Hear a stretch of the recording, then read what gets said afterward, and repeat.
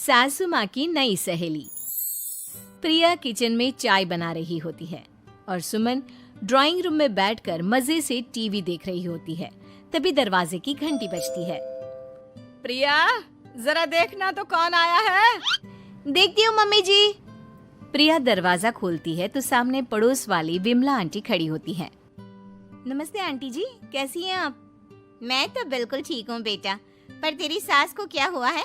आजकल कहीं दिखती ही नहीं है। जब देखो तब टीवी के आगे जमी रहती है। अंदर तो आइए आंटी। अरे ओ दीपक की अम्मा, कहाँ हो? अरे बिमला, आओ आओ, क्या बात है, बड़े दिन बाद याद आई तुम्हें मेरी। मैं तो हमेशा ही तुम्हें याद करती हूँ, पर तुम ही गायब रहती हो और आजकल तो बाहर भी नहीं आती जाती। तबीयत तो ठीक है ना तुम्हारी? अरे तबीयत को क्या होना है, इस उम्र में तो कुछ ना कुछ लगा ही रहता है। मेरी छोड़ो, तुम ये बताओ कि क्या चल रहा है गली मोहल्ले में। तुम गली मोहल्ले की छोड़ो, चल तो तुम्हारे पड़ोस में रहा है। तुम्हारी नई सहेली आई है। मेरी कौन सी नई सहेली? मैं तो यहाँ बस तुमसे बातचीत कर लेती हूँ या फिर बाजू वाली शर्मा की बहू से दो चार बातें कर लेती हूँ। इसीलिए तो कहा कि तेरी नई सहेली आई है। अब कोई पड़ोस में आया है तो बात तो होनी ही है। कम से कम इसी बहाने हमारा भी एक ग्रुप बन जाएगा। फिर सब मिलकर अपनी बहुओं की शिकायतें किया करेंगे। दोनों हंसने लगते हैं। तभी प्रिया चाय लेकर आती है और सामने टेबल पर रख देती है। दोनों चाय पीती हैं और बातें करते हैं। चलो मैं चलती हूँ, अब कल मिलते हैं। राम राम। अगले दिन प्रिया किचन में कुछ काम कर रही होती है और सुमन आराम से सोफे पर बैठकर मटर छिल रही होती है। तभी डोरबेल बजती है। प्रिया दरवाजा खोलती है तो सामने उनकी नई पड़ोसन खड़ी होती है। जी, आप कौन? मैंने पहचाना नहीं। नमस्ते बेटा, मैं शारदा, आपके बगल वाले घर में अभी 2-4 दिन पहले ही शिफ्ट हुए हैं। ओह अच्छा अच्छा अच्छा, नमस्ते आंटी, अंदर आइए ना आप। देखिए तो मम्मी जी, आज कौन आया है। इतना कहकर प्रिया किचन में चाय बनाने चली जाती है। नई पड़ोसन को घर पे देखकर सुमन थोड़ा हैरान हो जाती है। नमस्ते बहन जी, मैं शारदा, आपकी नई पड़ोसन। अच्छा अच्छा, आप हैं हमारी नई पड़ोसन। आइए आइए, और बताइए कैसी हैं आप? जी बिल्कुल ठीक हूँ। वो दरअसल घर पर छोटी सी पूजा रखवाई थी, बस उसी का प्रसाद देने चली आई। सोचा इसी बहाने नए पड़ोसियों से भी मुलाकात हो जाएगी। ये तो बहुत अच्छा सोचा आपने। सुमन प्रिया को आवाज लगाती है। अरे ओ बहू, जरा चाय पानी का तो आके पूछ लो। ये आजकल की बहुएं भी ना, जब तक बोलो नहीं तब तक कुछ नहीं करेंगी। आई मम्मी जी। प्रिया चाय लेकर आती है। दोनों बैठकर चाय पीती हैं और खूब सारी बातें करती हैं। अच्छा बहन जी, अब मैं चलती हूँ, फिर मिलते हैं। अब तो आना जाना लगा ही रहेगा। शारदा के जाने के बाद प्रिया किचन से बाहर आती है। क्या बात है मम्मी जी, आप दोनों को देखकर तो लगा ही नहीं कि पहली बार मिल रही हो। आप दोनों तो बिल्कुल बिछड़ी हुई सहेलियों की तरह बातें कर रही थी।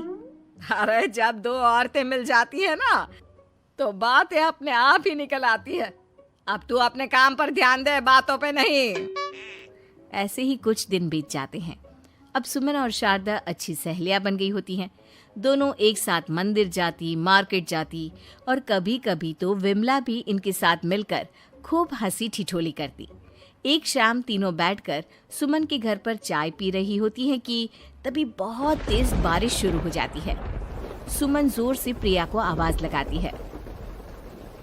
प्रिया, ओ प्रिया, देख कितनी तेज बारिश हो रही है।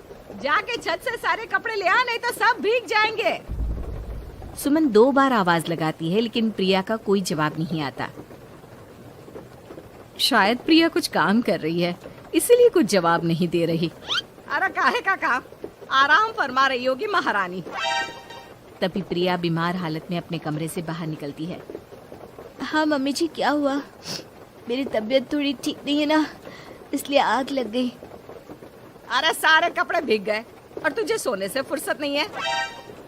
सबके सामने सुमन के मुंह से ऐसी बातें सुनकर प्रिया उदास हो जाती है और छत से कपड़े उतारने चली जाती है। सुमन, ये क्या बात हुई? प्रिया ने बताया ना कि उसकी तबीयत ठीक नहीं, इसलिए उसकी आंख लग गई। तुम भी ना खामखा उसे सबके सामने सुना दिया। अरे आप नहीं जानती शारदा जी, कुछ बहुएं ना बहुत आलसी होती है, घर का एक काम नहीं करना चाहती। ऐसा नहीं है सुमन, तुम्हारी बहू तो बहुत प्यारी है, तुम्हारी सारी बात भी तो मानती है। हाँ सुमन, तुम प्रिया के बारे में ऐसा क्यों सोचती हो? मेरी भी दो बहुएं हैं, लेकिन मैं उन्हें अपनी बेटियों की तरह रखती हूँ। आखिर वो भी तो किसी की बेटियां ही है ना।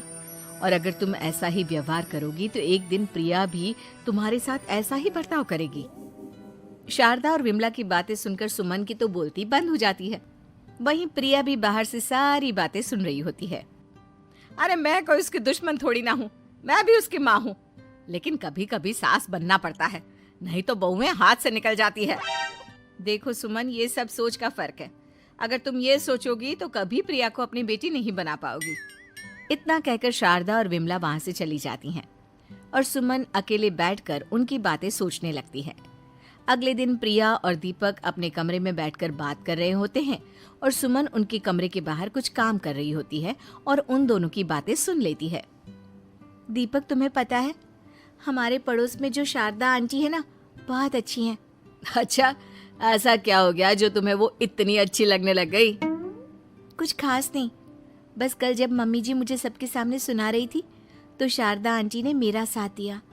मैं तो सच में हैरान ही रह गई थी जब उन्होंने मम्मी जी को मुझसे ऐसा बर्ताव करने के लिए मना किया। अच्छा, फिर क्या हुआ? होना क्या था, शारदा आंटी तो मम्मी जी को समझा ही रही थी कि बहू को भी बेटी की तरह ही रखना चाहिए, लेकिन मम्मी जी तो मम्मी जी है ना, उन्हें तो मुझ में हमेशा कमी ही दिखती है। काश मुझे भी शारदा आंटी जैसी सास मिली होती जो मुझे भी अपनी बेटी जैसी समझती। सुमन ये सब सुनकर बहुत उदास हो जाती है और वहां से चली जाती है। प्रिया की बातें सुमन के कानों में बार बार गूंज रही थी। उसे बहुत शर्मिंदगी महसूस हो रही थी कि उसने प्रिया के साथ बहुत गलत किया है। अगले दिन सुमन शारदा और विमला को बुलाती है। क्या बात है सुमन, आज तूने ऐसे अचानक क्यों बुलाया? सब ठीक तो है ना? हाँ हाँ, सब ठीक है, तुम दोनों बैठो तो सही। तब तक दीपक और उसके पापा भी आ जाते हैं। प्रिया, तुम भी आ जाओ। क्या हुआ मम्मी जी, आपने बुलाया? हाँ प्रिया बेटा, मैं आज सबके सामने तुमसे माफी मांगना चाहती हूँ।